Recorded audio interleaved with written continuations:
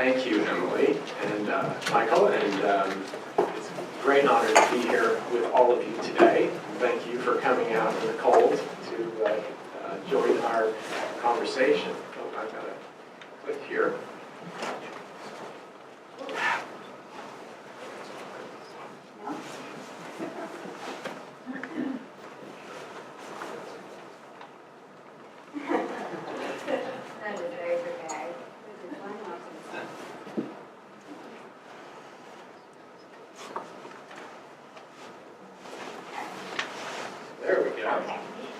Yes, to talk about the evolving transfer landscape. And Emily, when Emily and I talked about this day, she asked me to try and set the table for the discussions that you all will be having in the remainder of the day. So I have a very brief time with you, and I'm going to talk about measurement. As any good butler knows, that is essential to setting a proper table for a successful dinner party. This will be our day-long party. You can't have a constructive and informed conversation if you don't have an agreement about what are the metrics that identify the issues that you're concerned about, and what are the measurements that define the problems that those metrics gauge. And fortunately, we at the National Student Clearinghouse specialize in metrics, and particularly metrics about student mobility and transfer. So what I'm going to do today is kind of synthesize some information that's come from many different reports. We publish about 15 reports a year, and most of them are annual and biannual, and these are all, we make these available for free from downloads from our website, and they're all available to institutions, to states, to policymakers, but it's often hard to know exactly where to look for the information that you need. So I'm going to be pulling information from a range of different reports that say something about what we see in student mobility. And the clearinghouse data that we use in these reports all come from institutions. They're reported to us voluntarily by institutional registrars that participate in the clearinghouse. And we cover almost all Title IV degree-granting institutions. If you ask me to define almost all, I would say it's 97%. That's what we mean by almost all. Of all the students in the U.S. at these types of institutions are currently recorded in our data. And these data cover all students, so that means part-time, full-time, students who go back and forth between full-time and part-time. And we track enrollment dates, enrollment status, degree programs, and degrees themselves. And the data are very current. So when we publish a report in September, we're typically using data that has been sent to us as recently as June or July. And so when we update year by year, you'll see that we have data on the most recent cohorts and the most recent information available. So it's very important to be able, for us, it's a point of pride to be able to provide the latest trends that don't require you to wait 5 or 6 years for a survey report to give you insights on students that were in college 10 years ago. Our data also allows us to track students across institutions, across sectors, across states, and across time. And that's, of course, critical for understanding student mobility. We know when the same student shows up at more than one institution at the same time, at different times, after a stop out of a semester or 5 years, and even when they enroll simultaneously at 2 institutions, concurrent enrollment. We're a private nonprofit organization, which means we We don't have any governmental affiliation or authority to collect our data or to define our metrics. When you think about the standard metrics that come from iPads and the Department of Education, those are highly negotiated, in many cases written into federal law, exactly how those metrics should be counted and calculated and measured. We kind of roam freely in the data that we have. We listen to folks like you and policymakers to understand what measurements might be more valuable than what you can currently get from state and federal sources. And we work to create those metrics. But we try not to define or to dictate, this is the measure that you should pay attention to, this is the metric that's most important for understanding that type of student. We take it upon ourselves to provide as many different metrics as possible that we think are informative, but we let the practitioners from the institutions and the policy arenas decide which ones make the most sense for them. So I'm going to talk about a whole range of these different metrics, and hopefully that will inform where we go from there.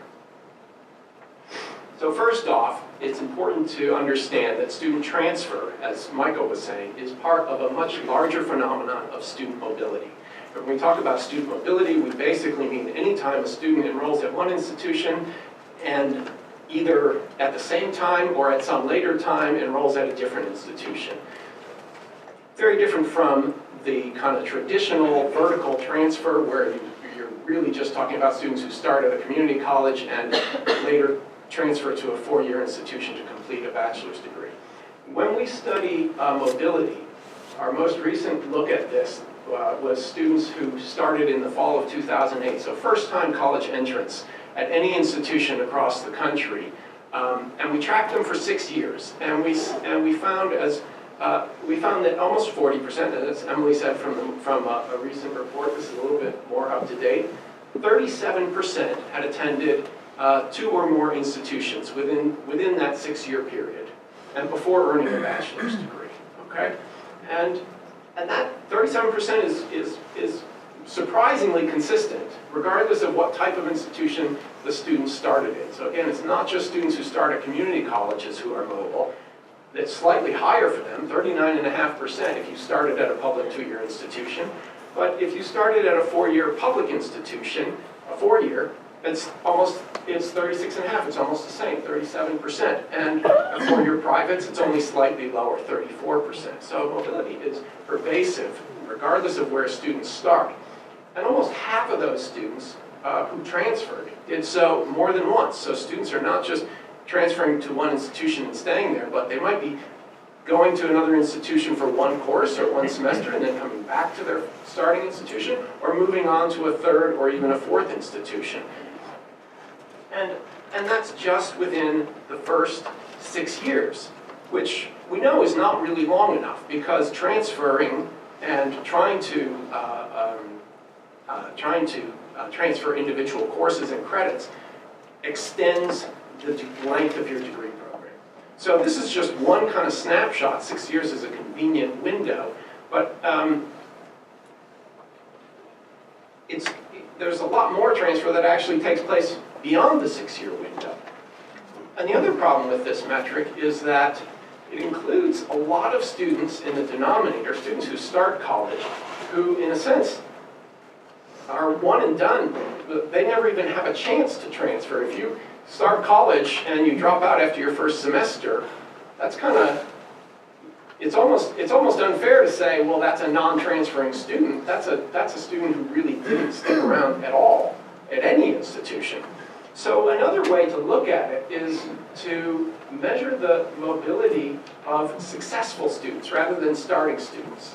And this was something that we did in one of our more recent reports. We looked at everyone who earned a bachelor's degree in a single year, in 2014-15. And we found that 2/3 of them, 65%, had attended, and we looked back in time, as far back as we could in our data. 2/3 of them had attended more than one institution on the way to that bachelor's degree. So that's a remarkable number.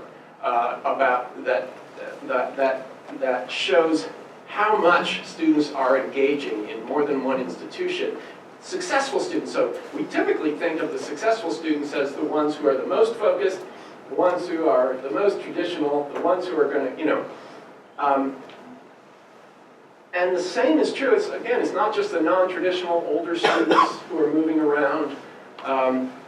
Almost the exact same number for traditional age, students who started when they were 20 or younger. A quarter of these students attended 3 or more institutions. More than half had attended a community college. More than half of all bachelor's degree recipients had attended a community college.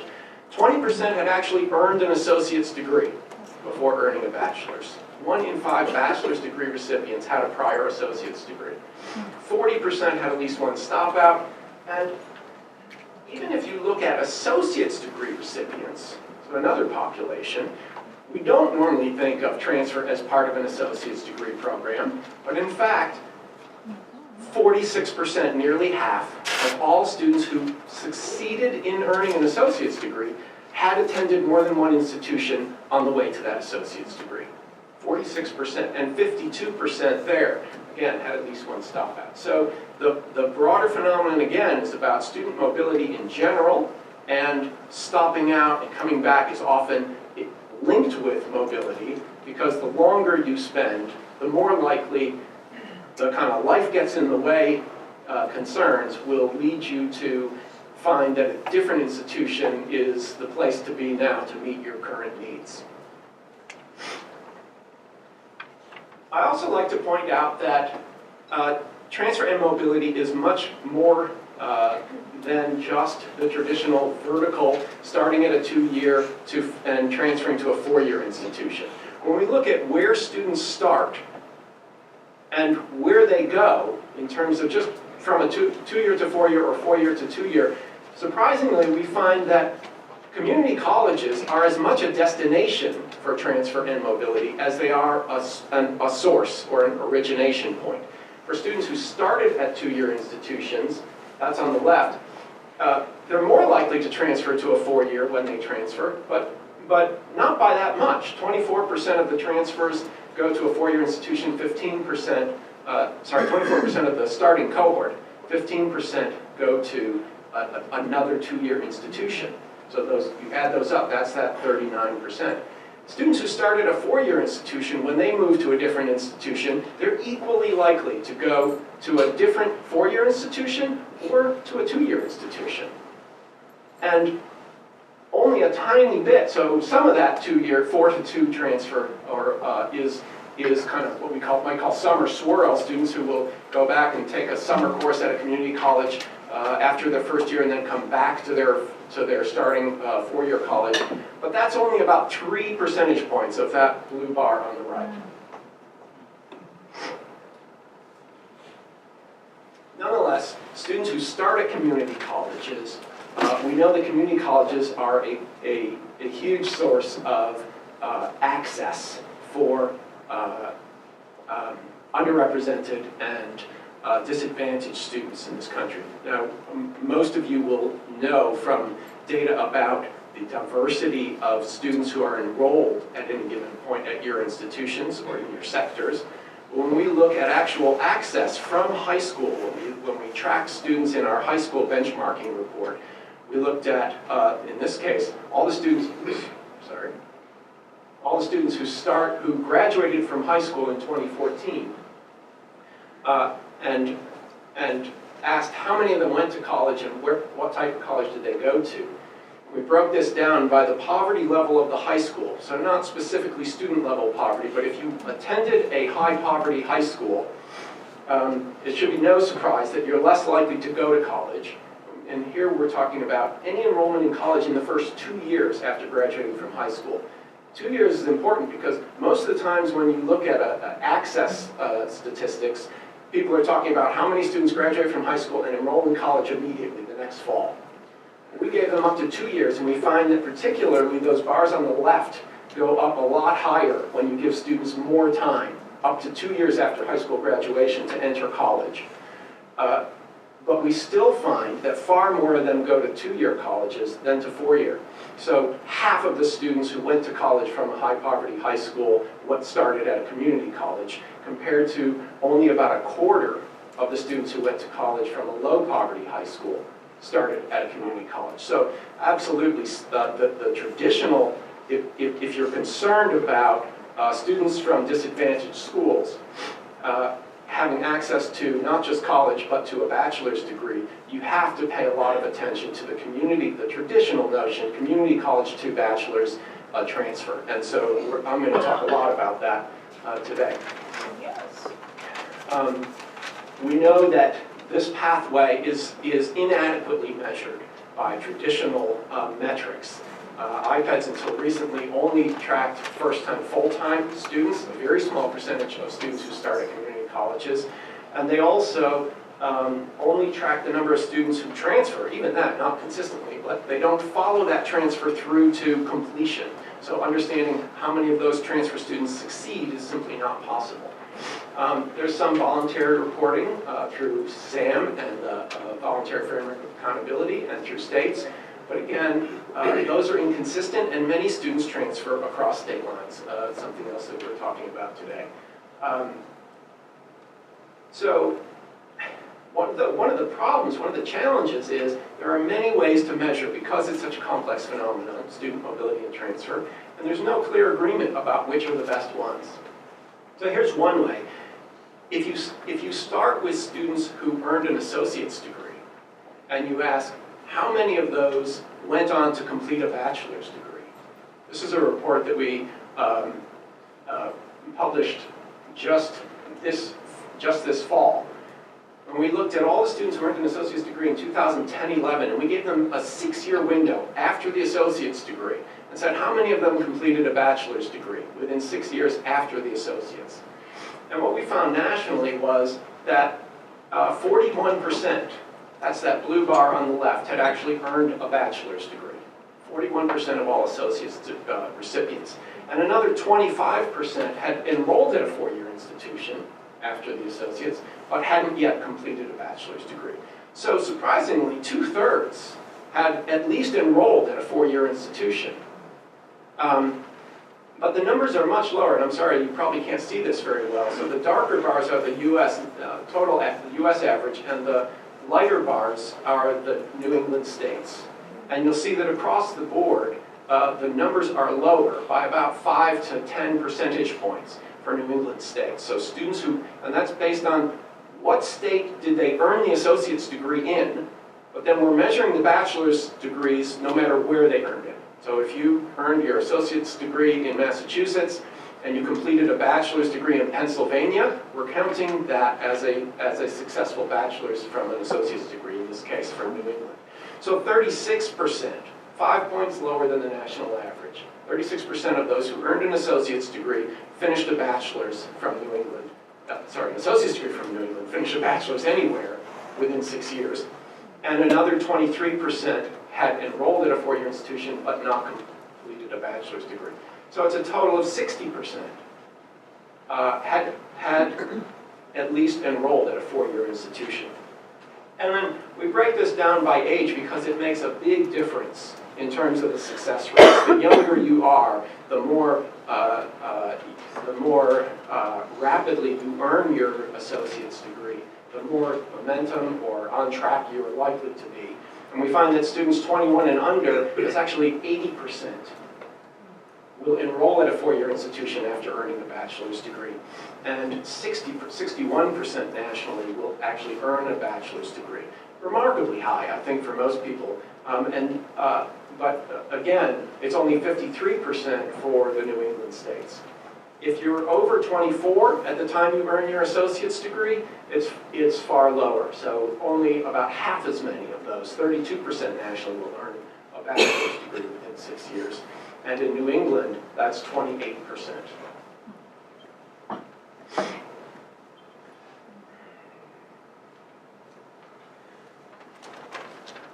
If we look, again, flipping the camera around to the rear view, starting with students who earn a bachelor's degree in any given year and look back and say how many of them have a prior associate's degree, over time, that number has risen steadily and almost remarkably consistently. I mean, there's no up and down here if you look.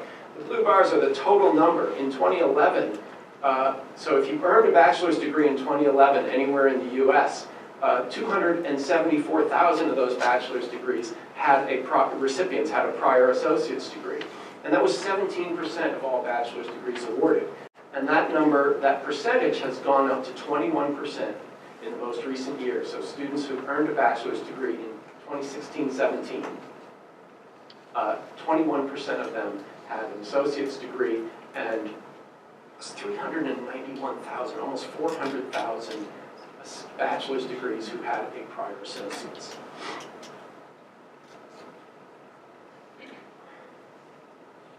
If we look nationally, state by state, for bachelor's degree earners who had any previous enrollment in a community college, these numbers are higher. We've got 50% is the US average. But there's remarkable variation state by state. So they go as high as 75% of the students who earned a bachelor's degree in Texas in 2015-16 had prior two-year institution enrollments, community college enrollments. 60% in California. And you can see the variation regionally as well. The numbers go way down when you get into the Northeast generally and New England in particular. So the New England states average is 29%, 20 points lower than the national average. 29%.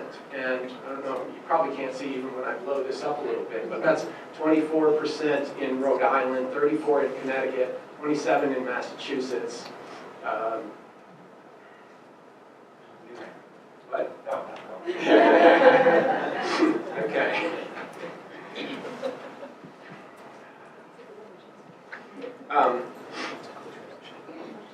And as I mentioned, the bachelor's, the pathway gets much longer when you add, the pathway to a bachelor's degree gets much longer. So half of the students who had, nationally, who had a prior two-year enrollments received the bachelor's degree 4 years or more after their most recent community college enrollment. Half took more than 4 years after earning the associate's degree. 1/5 took more than 6 years after earning the associate's degree before they got their bachelor's. After their last community college enrollment before they earned a bachelor's degree. Almost half had spent 5 or more terms of enrollment in community colleges before earning that bachelor's degree. So it really, because those kind of numbers suggest it's really important to talk about how much time to allow when you measure this phenomenon. And in our time to degree report that we released last year, again, we took students who earned a bachelor's degree and we looked back in time at their pathway and how long it took them to finish in terms of total calendar years from their very first enrollment to their bachelor's degree, and in terms of so that's what we call elapsed time, and in terms of enrolled time.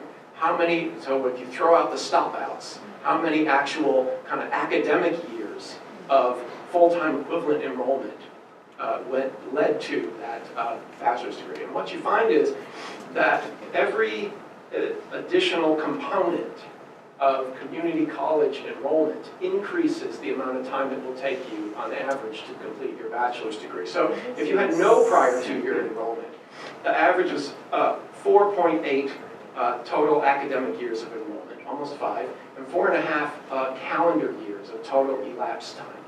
Okay? If you had any prior two-year enrollment without an associate's degree, but some enrollment in a community college, those numbers go up by about half a year. And if you actually had a prior associate's degree, you can add another half a year.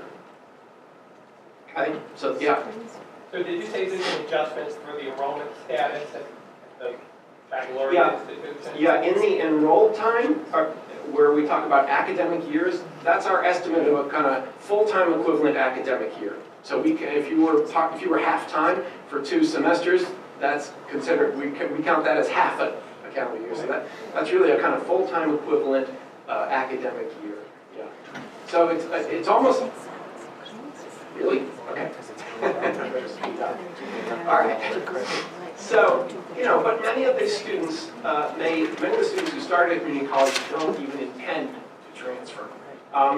If we look at all students who started at community college and ask what's the completion rate total for bachelor's degrees, it's under 15%, about 14.5% completed a bachelor's degree within 6 years. Okay?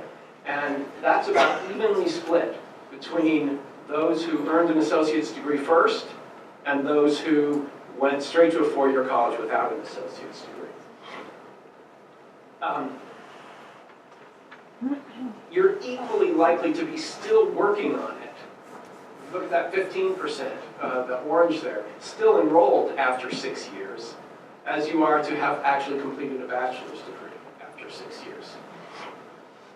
And these numbers vary widely by student race and ethnicity, okay? So not surprisingly, it's 24% bachelor's completion rate for Asian students, 20% for white, and only 9% for African American students who started at community college.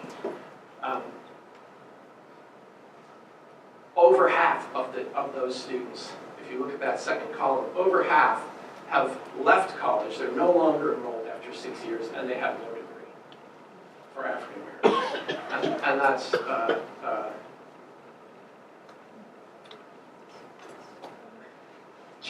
quite a challenge. When you look at Hispanics, though, it's interesting that the number who completed a degree at the 2-year institution, those are the blue bars at the bottom, are almost as high as they are for whites and Asians. And this is borne out when we look at first-year retention rates for community colleges. Hispanic students actually have a higher retention rate than white students at community colleges. Why? Because the white students are far more likely to have transferred out to a 4-year institution before their second year. And so that's why you see this remarkable difference. And we often think if you want to focus on transfer as a path to a bachelor's degree for disadvantaged students, we often think, well, that transfer path, we know they're less likely to earn associate's degrees, but that transfer pathway ought to kind of shrink the gap for bachelor's degrees, that they're more likely to earn it. But clearly, if you look at these data, it actually expands the gap. No matter what, the gap grows year by year and degree by degree.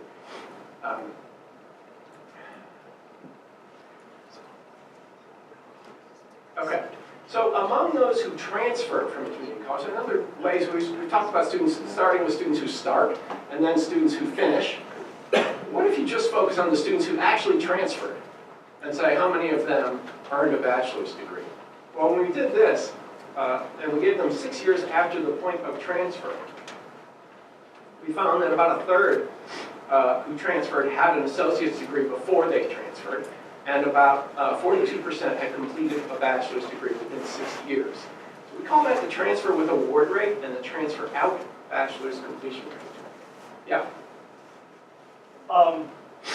Where and how along the way to getting these numbers do you ascertain what percentage of people who get a degree at a community college actually intend to get a bachelor's? Because that's like the $1 trillion question. Absolutely, and we don't have an answer to that. That's what I fear. Intent is very hard to measure. So, that's why, part of why we end up with all these different metrics, because we're trying to kind of dance around that question. So you just infer from the fact that people continue that they must have intended absolutely. something. That's the evidence, the best evidence of intent, but there's a lot of intent that doesn't actually ever pan out to any transfer enrollments at all. Okay, thank you. Yeah.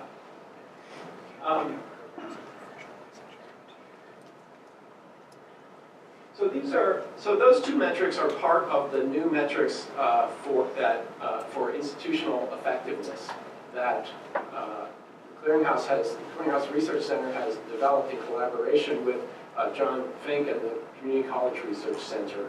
And he'll be talking a lot more about these.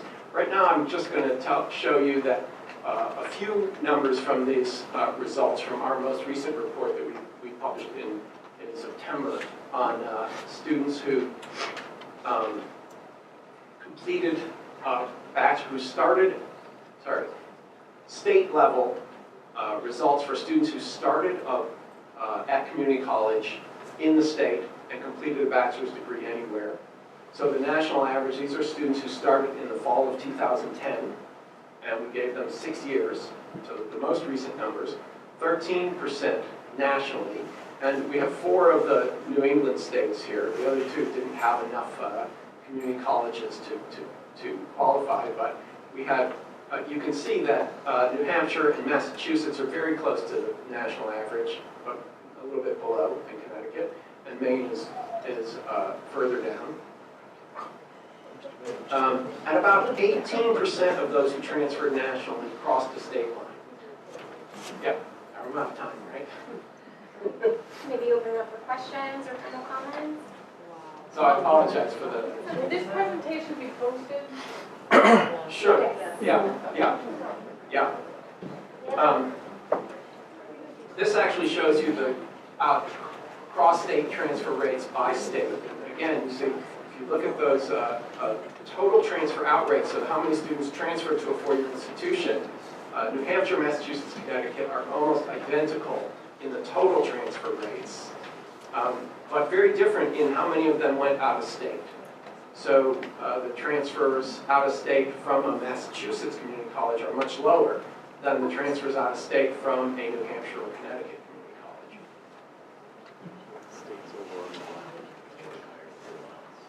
Yep. So as I said, Rhode Island and Vermont did not have enough community colleges for us to publish their results. They're included in the national average, but we couldn't single out the states in this example. Just to make sure that we're comparing apples and apples, do you have the numbers for the United States, not including the New England states, when you're trying to compare percentages? Because what we're doing in here is we're comparing New England to a national average, but in reality, based upon what we see there, the story is actually worse for... Sure, if you wanted to pull New England out of the national average and show New England and non-New England, it would be worse, that's correct. I don't have that calculated separately, but New England is ultimately, it's a small percentage of the national community college enrollment, so I don't think it would have a very big effect on the overall average. When you showed outputs earlier for New England and the US, we had about 2/3 of community college students ultimately transferred, and something like 58%. It was 38% of them get a bachelor and like another 20 don't. So that's the majority of them get their associates and then transfer back get their bachelor. Because it would be 38 out of 58. Yep. And so then how does that compare to students who just transfer without their associates? Like basically, is it a boon to get your associates before they get your bachelor's? Yeah, that's a tricky question. So there are mixed results on that. Some of the early work that we did suggested that you had about a 7 or 8 percentage point more, a higher likelihood of completing the bachelor's if you had an associate's in hand when you transferred. But other results, particularly that was national, state level results, kind of make that seem less certain. I'd say a lot depends on the state context. And then for some of your reports, you break it out by region on your website. Is there a request that we need to get a state's set in particular? We would love to see some of that stuff just stated. It must be behind the reports, right? Yeah, most of these results have state level breakdowns inside. And we've also done some special work for NEBI on the region. So I haven't shown you all the state level results today. Yeah. just thinking back to that intent piece, would it be possible to gain a better sense of that by weeding out two-year associate's degrees that have professional licensure afterwards? Like to weed out the folks who are planning on moving into a career as opposed to a four-year program? You know, there's a lot of approaches to that. We don't have access to licensure data. I think some of the best estimates are just from survey data, where you know, if you ask students when they enter a community college, what's their ultimate post-secondary education goal? It's something like 80% will say they intend to they aim to get a bachelor's degree. And that 80% in terms of, you know, simply what do they say when they come in has been very consistent over time. Yeah? Probably don't have this information. It's asking you to do way more than even this amount. But do you look at the total cost of the education per student for those going through a community college trajectory versus just a standard 4-year? We have not done that, but John's group at Community College Research Center actually has some very interesting results on that within the last year. We don't have access to the cost information, so no. That's a really good question, and I think what they found was that a lot depends on how long you spend in the community college and whether how many credits you end up having to retake when you get to the 4-year institution. So I think they found that there were many students. I shouldn't be speaking about John's results, but Oh, sure. I'll just jump in and say, so we did it in 2 states. Like, what's the break-even point for, is it cheaper to get a bachelor's degree if you start in a community college? It varied in these 2 states. It probably varies by state.